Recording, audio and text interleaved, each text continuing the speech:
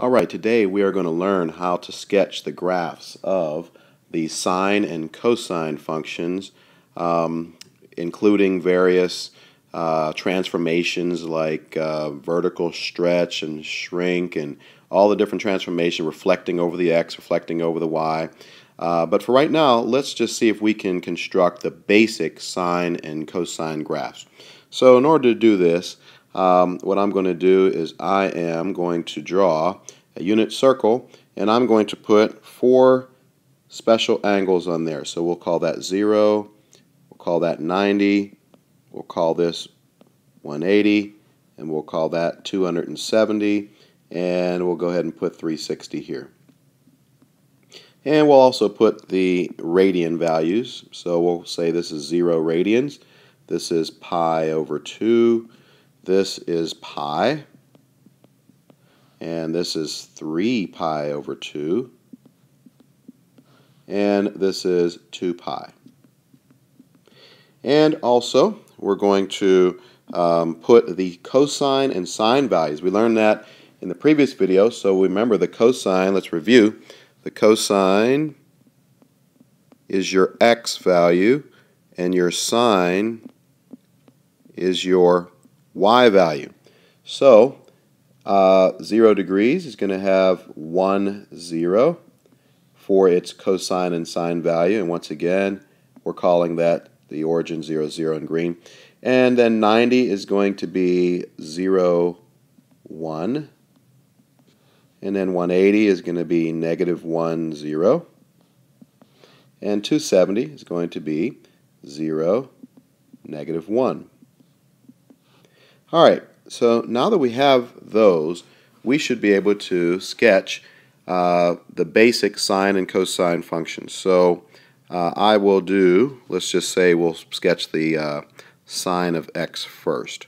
So I am going to put these 4 angles on my x and y axis. So this is, tell you what, I'm going to put 0. Oops. Let me undo that.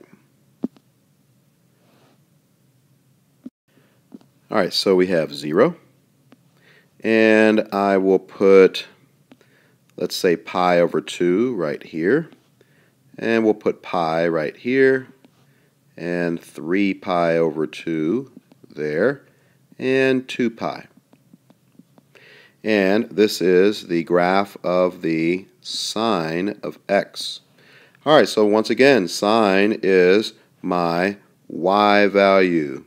So all you need to do is you need to look at those various angles and figure out what the y value is. Well, for 0 degrees, alright, I'm going to circle in white the y value. It's 0. So therefore, we need to put a point at 0. Alright, at 90, I'm going to circle. That's a y value of 1. So, at 90, we need to put another dot at 1. And then at 180, I'm going to circle that y value. That's 0. So I need to put another dot at 0 for 180. And then 3 pi over 2, which is 270. Let me circle that y value. That's negative 1. So that's going to be down here. And 2 pi is the same as 0, so that's going to be back up here. And now, if I connect those dots, see what we get. We get a nice, smooth sine curve. Alright? And that is the reason why the sine curve looks like that. Alright? So notice that, let me illustrate something, that the sine curve is equal to 0 at 0, at 180, and 2 pi. Those are the 3 key angles where the sine goes through the x-axis at those 3 points. All right. So now we're going to do the cosine. Okay. So same thing. Same thing. We're going to do that, and then we're going to put the basic same angles on there. And that is going to be 0 and pi over 2 and pi, 3 pi over 2, and 2 pi. And this is our cosine of x graph now. And now cosine is the x-coordinate of each angle. So therefore, now what I want to do is I am going to circle in yellow the x-coordinate. So 1. Okay, so when the angle is 0, the x value is 1. So therefore, I need to be up here, starting at 1. All right, let's go to 90 degrees. When the angle is 90, the x value is 0. So then at 90, I need to be back here at 0. And then at 180, the x value is -1. So that means I need to be down at -1. So this is -1, this is 1, so that's going to be down here. And then 3 pi over 2, the x value is 0. So I need to be back up here. And then 2 pi is the same as 0, so that's going to be up here again. And now, if I connect those, that is your cosine graph. So notice, the cosine graph starts at its maximum value and ends at its maximum value. All right? And then halfway through, it reaches its minimum value. So that's important for you to understand that. That's why I'm circling them in blue. It starts at its max, so we'll call that the max value. Okay? It ends at its max, and halfway through, it's at its minimum. Okay, the sine is in the middle at 0, pi, and 2 pi. All right, and that's the basic construction of the sine and cosine graphs. All right, now we're going to learn some characteristics of these sine and cosine graphs. And by the way, they are called sinusoids. It's a weird word, but that's what they're called. And the first thing we want to look at is something called amplitude. Amplitude, all right? And amplitude is nothing more than half of the height of the wave, all right? So essentially, the amplitude just tells you how high from the center of the graph the graph goes. So this is your amplitude right there, okay? So here in this case the amplitude will be 1, all right? That's the amplitude. And the amplitude is given by this letter A. I'm going to circle that, and it's the number in front of the sine or cosine graph. Real easy, really easy. All right, so whatever number is in front, it's kind of like the vertical stretch or vertical shrink. Whatever number is in front of the sine and cosine is going to be your amplitude. Okay. Now, the next thing we want to look at is something called the period. And the period is the length of time it takes to complete one cycle. All right. So a cycle essentially is when you get back to where you started. So notice you're starting at 0, the origin, or you're starting at x-axis, and then right here it gets back to that same place. So this is called one full cycle. This is one period. And we learned in the last slide that it takes 2 pi radians to complete one cycle. But it's not always going to be that, and so to get the period, you want to take 2 pi and divide it by b, all right? And b, let me circle that, b is the number that is in front of the x. However, you have to be careful because you need to factor the b out so that you can also get the phase shift, all right? And the phase shift is the letter h. So phase shift is h, and that tells you how far right and left it has been shifted. And then the last thing is k, and k is how far up and down that the graph has been shifted. So it's pretty similar to the things that we've done already. Now we need to see a few examples. I'm going to make up an example here. Let's say I give you y equals 3 cosine of 2x minus 8 plus 4. And I want to identify all sorts of things. Well, amplitude should be pretty simple. That is just going to be this number in front. So that's going to be 3. All right, now the period. The period, as I just mentioned, is 2 pi divided by b. And b is going to be the number in front of the x. However, this is very important, and you may need to watch the video a couple of times before this really sinks in. You've got to factor this b out of here, because notice how it is written. Let me go up here and circle this. You see how it's written with the b factored out. So what you're going to want to do is you're going to want to rewrite this so that it looks like this. y equals 3 cosine, factor out the 2, another set of parentheses, x minus 4, because 2 times 4 is 8, plus 4. Okay, now you can get the period by doing 2 pi divided by 2. All right, because 2 is b. So the period is just pi. All right, now what does that mean?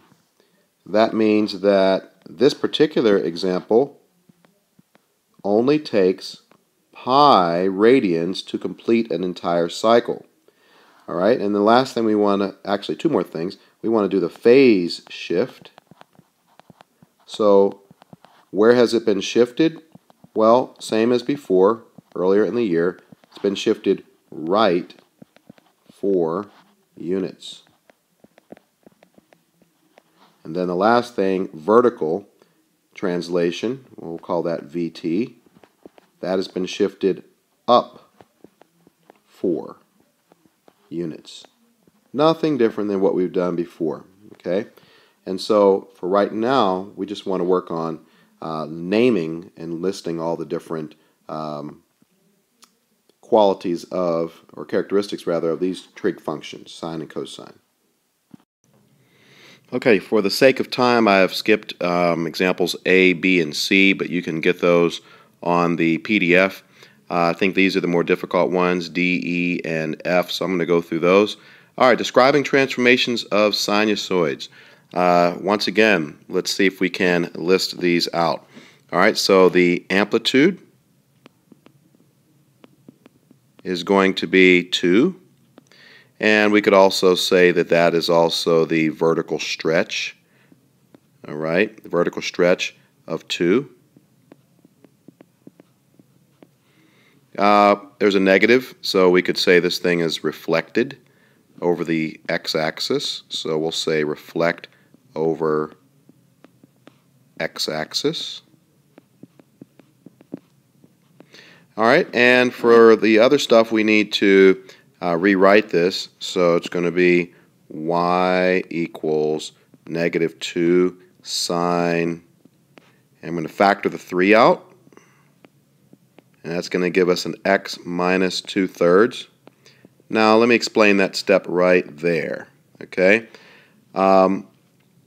after you factor out the b, basically what happens is whatever number you factor out shows up right there on the denominator. And here's the reason for that. When you distribute this back in, you need to make sure that you get back to 3x minus 2. How is that possible? Because if you multiply the 3 and the 2/3, if the 3 is here and the 3 is on the bottom, they cancel and you just get 3x minus 2. So that's the idea right there. Whatever you factor out is going to show up on the denominator. All right? So now we can get the period. So the period, once again, is what? 2 pi over b.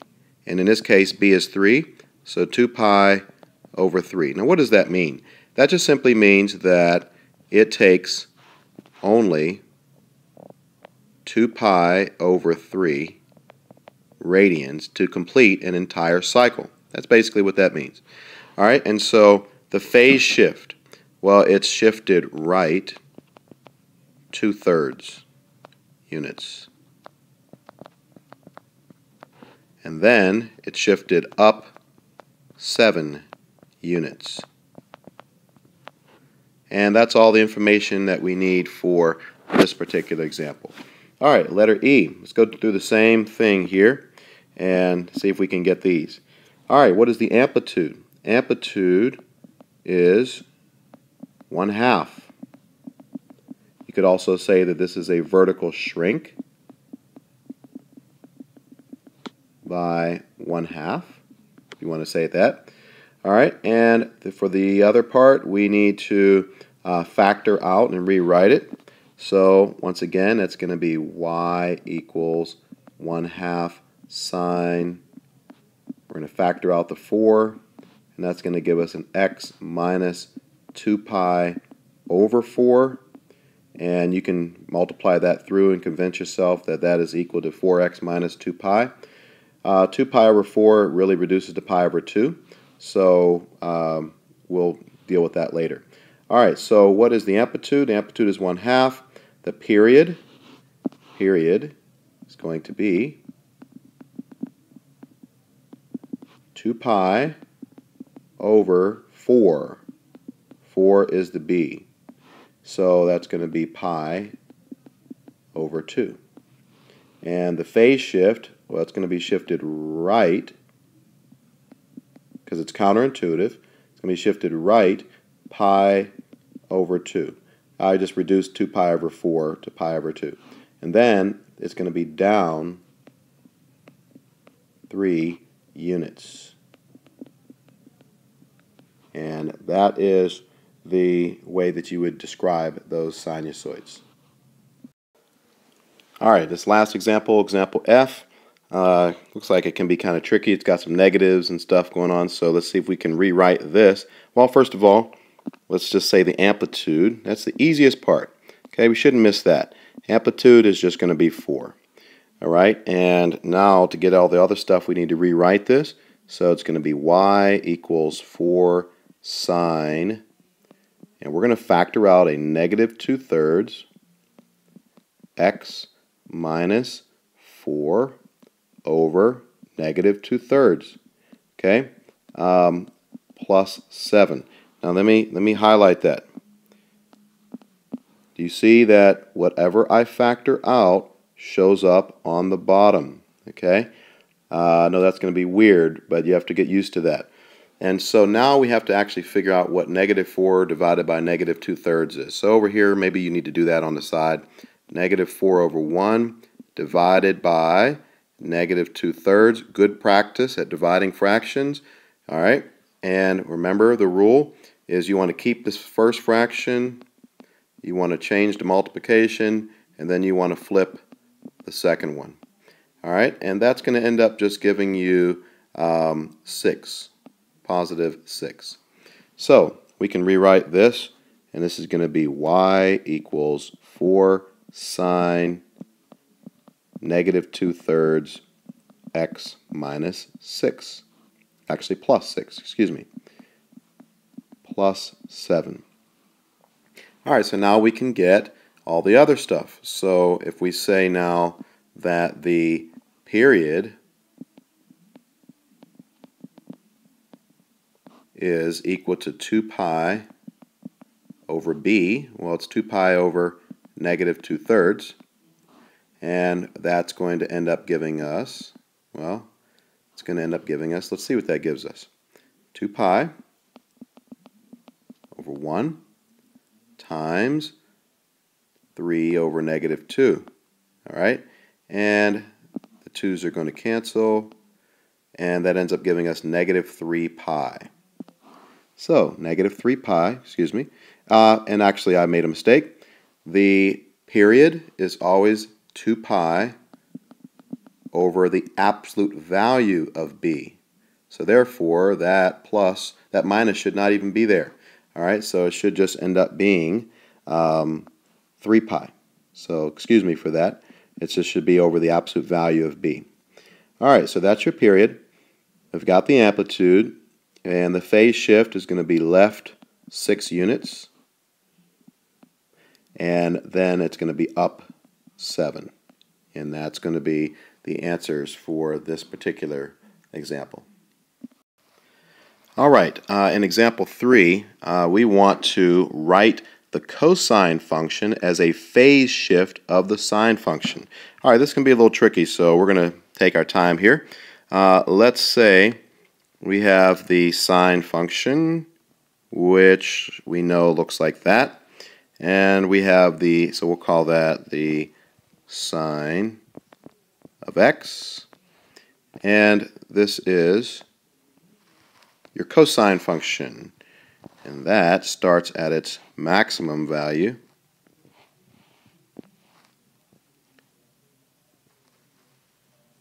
Goes to its minimum and then back to its max. And we will label these angles as 0, pi over 2, pi, 3 pi over 2, and 2 pi. Same thing over here, 0, pi over 2, pi, 3 pi over 2, and 2 pi. All right, so letter A wants us to do what? Write the cosine function as a phase shift of the sine function. All right, so basically what we need to figure out is what do we have to shift the sine function which way, right or left, in order to get the cosine function? Well, let's just see something here. Here, right here, is the first place on the sine graph that it reaches its maximum value of 1. So what would happen, let's say, if we took that point and shifted that point left pi over 2 units? That maximum point would now be here, and that is the same as where the cosine starts. So therefore, we would say the sine, all right, excuse me, let me say that again. We would say the cosine of x is really equal to the sine of x plus pi over 2. What does plus pi over 2 do? That shifts it left. It shifts it left pi over 2 units. Okay? And so that is the answer for example A. Now example B wants us to do the opposite. It now wants us to write the sine function as a phase shift of the cosine function. Okay? Now in order to do this, maybe it would be helpful for us to draw more of the cosine function, all right, so that we can see that, okay, right here, right there is when the cosine function is equal to 0, or where it hits the x-axis. So once again, if I take that 1 point and I move it right pi over 2, then this point would now be at the origin. So if I take this entire cosine graph and shift everything right pi over 2, it should look exactly like the sine curve. So therefore, I can say the sine of x is equal to the cosine of x minus pi over 2, or all points shifted right pi over 2. And that is how you get the sine from the cosine and cosine from the sine. All right, example 4. Notice it says we want to construct a sinusoid, and it doesn't tell you which function to use, a sine or a cosine. All right. Now, technically, you could use both, but one is a lot easier to use. And so let's see if we can figure out which one, before we even start to do this problem, which one would be the best one to use. Okay, so let's say we have this function, which is the sine function. Now, what key point does it go through? Well, it goes through the point 0, 0. All right, 0, 0. Now, what point does this problem say that the function needs to go through? It needs to go through 2, 0. What does that mean? That means I would like to take that point 0, 0, okay, and I would like to shift it right 2 units. Okay, so that this point ends up being here now. All right, so basically, I just want to take this point, 0, 0, and shift it right 2 units so that now we have a curve that goes through 2, 0 instead of 0, 0. So then it would make sense that we would want it to go through, we want to use the sine function. So we're going to start off with y equals. Now, what does the amplitude say? Well, the amplitude, it says that the amplitude is going to be 6. So therefore, we know that 6 needs to be in front. We know it's going to be a sine function.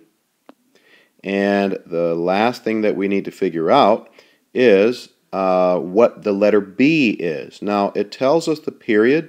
The period is pi over 5. So we have the period is 2 pi over b. That is equal to the period. So this time, we are not trying to find the period. They gave us the period.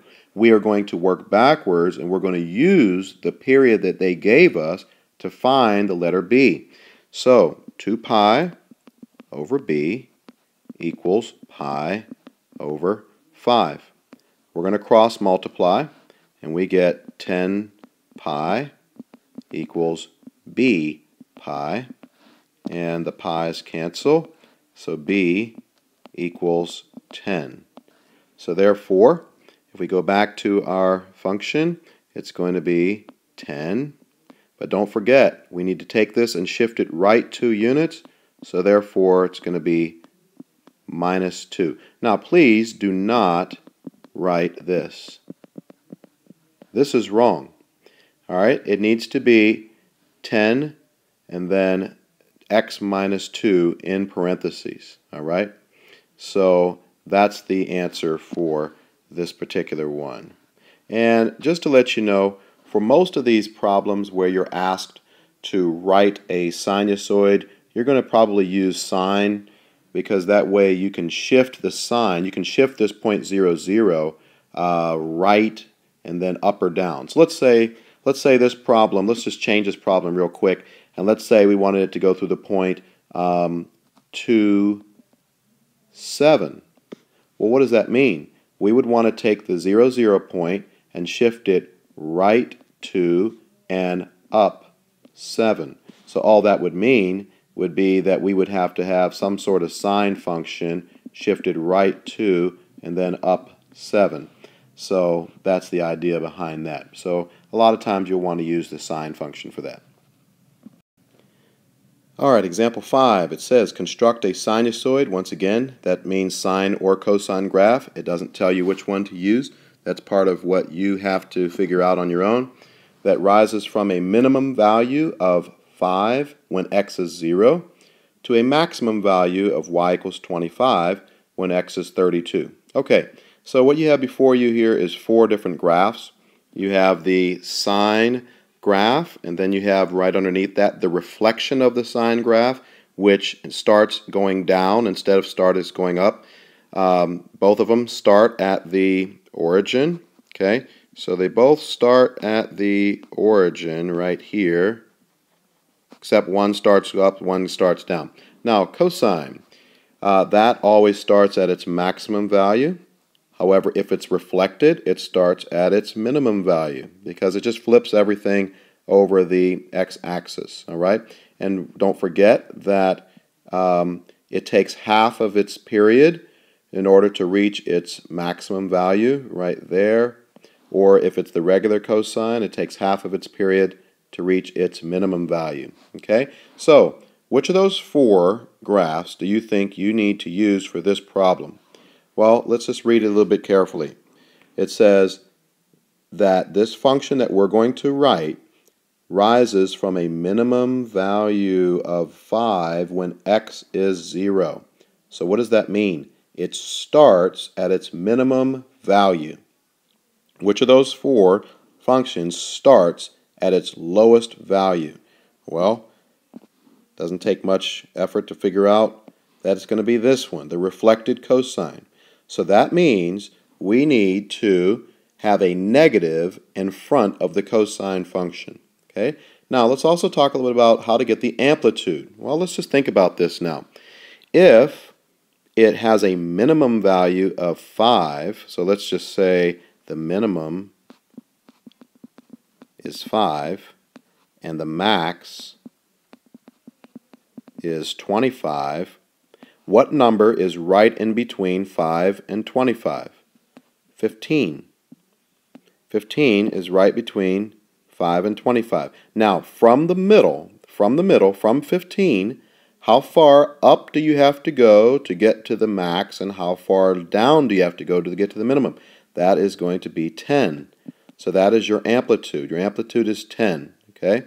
Now, another way to get the amplitude is, and I'm going to give you a little formula, it's going to be max minus minimum divided by 2. See if that works. 25 minus 5 over 2. 20 over 2 is 10. So therefore we know for sure is that the amplitude is going to be 10. So far what do we have? We have y equals a reflected cosine, and we need a 10 for the amplitude. Okay, so far that's what we have. Now we need to get the letter b. And notice, this is tricky. Notice that it says that it reaches its maximum value of 25 when x is 32. Now what did we say about the reflected cosine? It reaches its maximum, I'm circling that for you right here, it reaches its maximum when? At half the time it takes to do a complete period. Okay, so let's just say that's 32 for the sake of this example. Then what would the period be? What would the full period be? Well, the full period would be 64, right? All right, so therefore, we need to figure out what b is. So we're going to use the formula that we showed you earlier. The period equals 2 pi over b. What is the period? We just figured out it's 64. I'm going to write that over 1. And that equals 2 pi over b. Cross multiply, and you get 2 pi equals 64b. So b is pi over 32.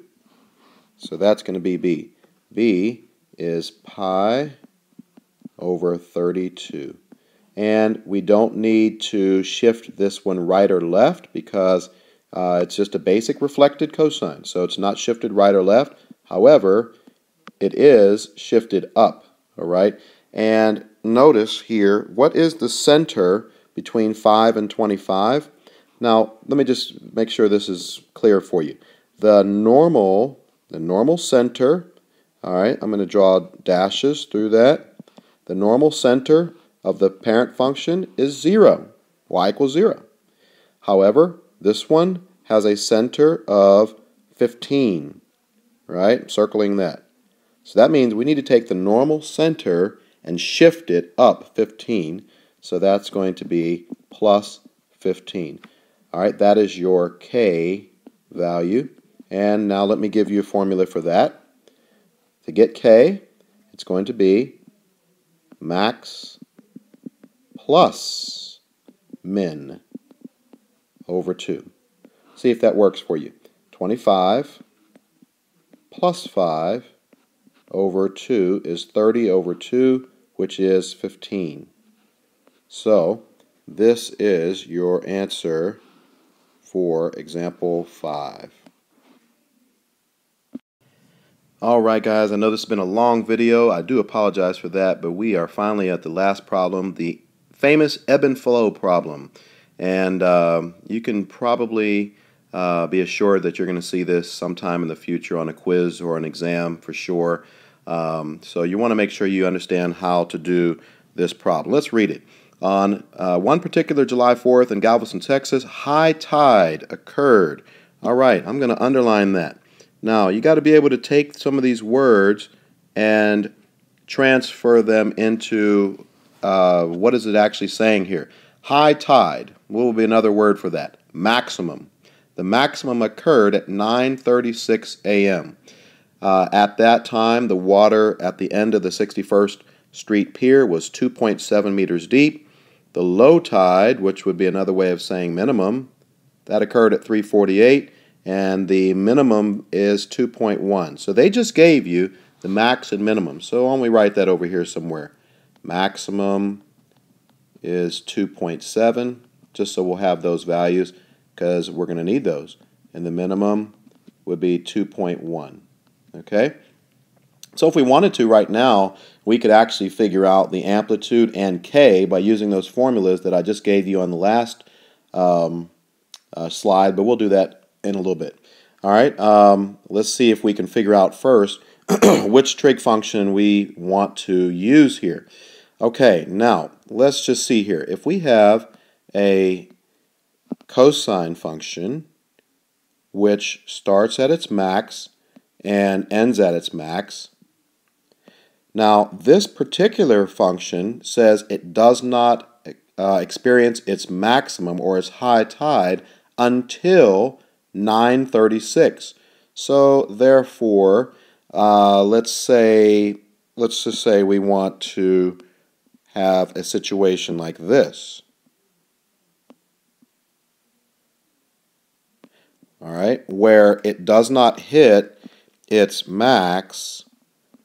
This is your maximum value. Okay, it doesn't hit that maximum value until a point, we'll say 9:36, which we are going to have to convert to a decimal equivalent. So let's just see here. 36 minutes and there's 60 minutes and an hour. So we're going to end up getting 9.6. 36 over 60 is 0.6, so this is really 9.6, all right, hours. So what does that tell us? We need to, let me just draw this in blue, we need to take the normal cosine function and shift it right 9.6 so that, watch, so that this maximum value that normally occurs when time is 0 is not going to occur until 9.6. So now notice I've just shifted the white function right 9.6. Okay? So we know that when we write our equation, what do we know?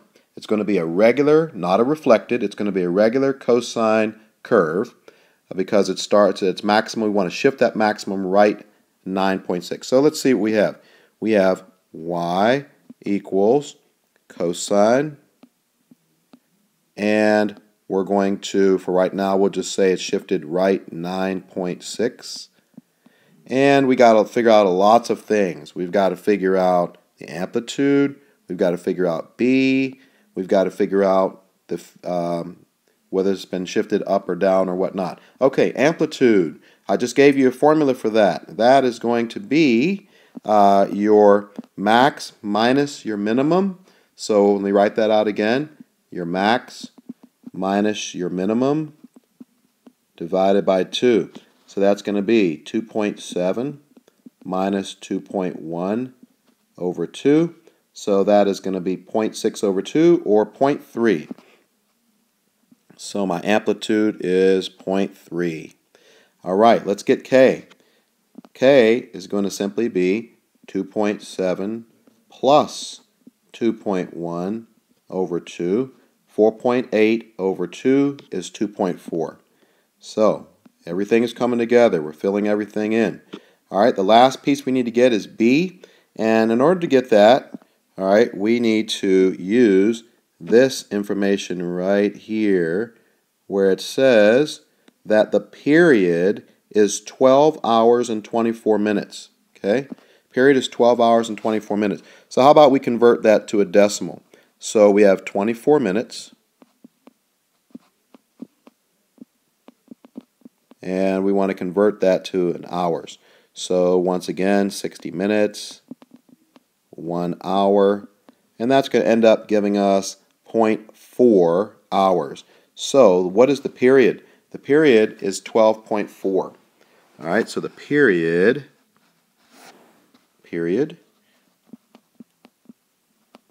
is 12.4.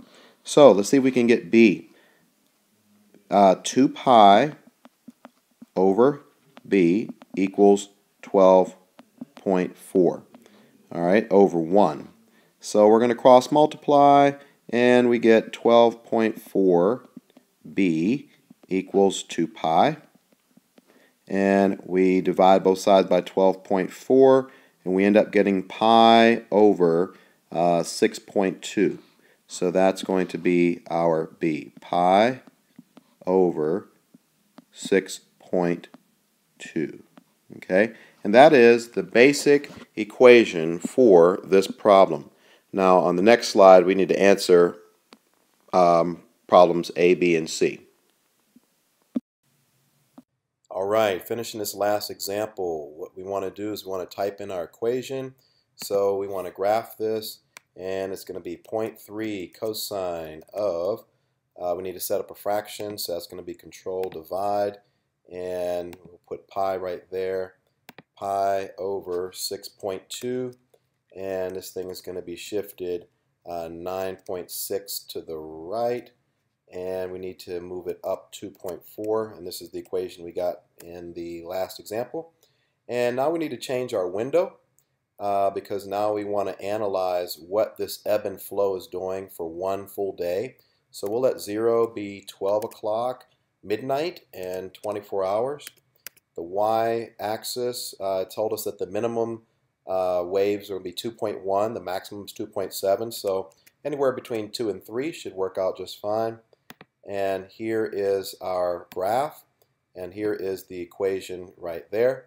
And now we are ready to answer the questions. So part A says, at what time on the 4th of July did the first low tide occur? Well, the first low tide is right there. So we need to find that minimum value. So menu, analyze graph, minimum. And if we go to left bound, right bound, and there you have it, 3.4. So we need to convert that into a time, because that's the number of hours after midnight. So that's going to be 3:24 a.m. Once you convert the 0.4 into minutes. And then letter B, what was the approximate depth of the water at 6 a.m. and 3 a.m., or excuse me, 3 p.m.? So at this point, we can just use the tracing feature. It's pretty simple.